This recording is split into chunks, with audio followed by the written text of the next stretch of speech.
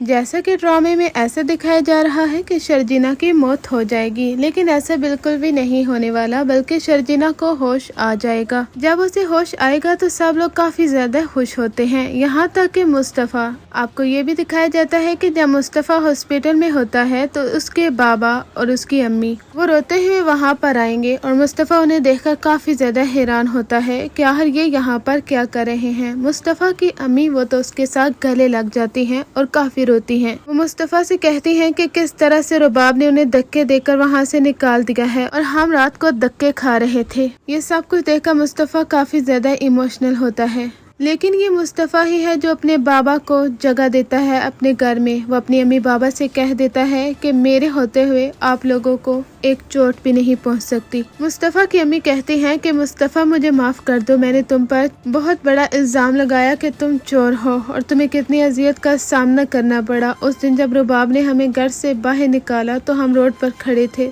تب مجھے احساس ہوا کہ تم پر اس وقت کیا بیتی ہوگی۔ مصطفیٰ مجھے معاف کر دو تم۔ مصطفیٰ اپنے امی بابا کو معاف کر دے گا۔ مصطفیٰ کو بہت بڑا گھر بھی مل چکا ہے، بہت بڑی گاڑی، بنگلہ، ہر چیز، کیونکہ اسے تو 50 کروڑ ملے ہیں۔ مصطفیٰ کی محنت تو رنگ لے کر آ گئی ہے، لیکن شرجینا اور مصطفیٰ کے درمیان کافی کلیش پیدا ہو جاتے ہیں۔ جیسا کہ ٹیزر میں ایسے ظاہر کیا جا رہا ہے کہ شرجینا کی موت ہو جاتی ہے، ایسا بالکل بھی نہیں ہونے والا۔ جب شرجینا کو ہوش آ جاتی ہے تو مصطفیٰ اس کا ہاتھ پکڑ کر کہتا ہے کہ مجھے معلوم تھا کہ تمہیں ہوش آ جائے گی، تم میرا ساتھ چھوڑ کر کبھی نہیں جاؤ گی، میں تمہیں ساری خوشیاں دوں گا۔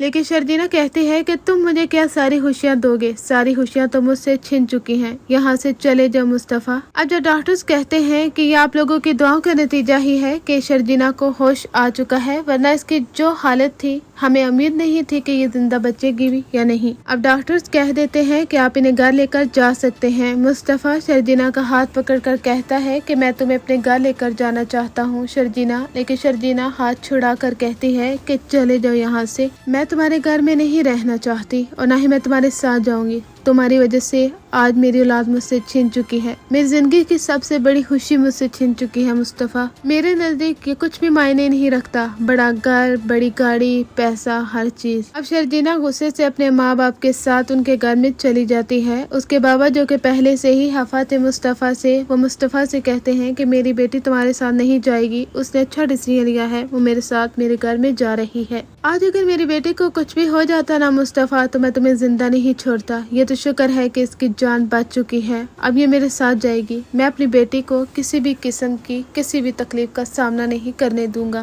شرجینا اپنے ماں باپ کے ساتھ اپنے گھر چلی جاتی ہے، اور ادھر مصطفیٰ بڑے سے گھر میں اکیلا اپنے ماں باپ کے ساتھ ہوتا ہے اور شرجینا کو یاد کر رہا ہوتا ہے کہ آخر اس نے شرجینا کا ساتھ کیوں نہیں دیا تھا۔